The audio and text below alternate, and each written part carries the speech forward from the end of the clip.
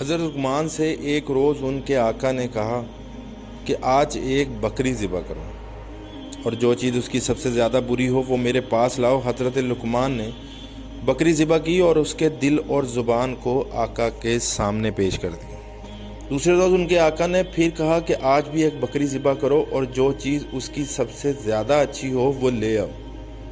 حضرت لقمان نے ایک بکری ذبح کی اور آقا کے سامنے پھر بھی دل اور زبان ہی کو پیش کر دیا۔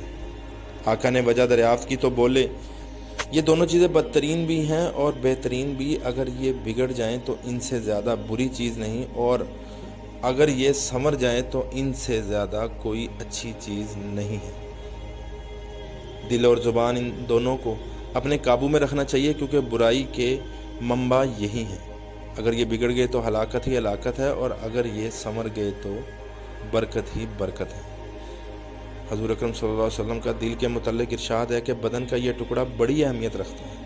اگر یہ بگڑ جائے تو سارا بدن ہی بگڑ جاتا ہے، اور اگر یہ سنور جائے تو سارا بدن ہی سنور جاتا ہے۔ اور زبان کے متعلق ارشاد فرمایا کہ جو اس کی مجھ سے ضمانت دے، یعنی اسے قابو میں رکھنے کی اور غیر شرعی گفتگو سے باز رہنے کی ضمانت دے، تو میں اسے جنت کی ضمانت دیتا ہوں۔ بس ہمیں دل اور زبان کی طرف نگاہ رکھنی چاہیے اور انہیں اچھا بنانا چاہیے۔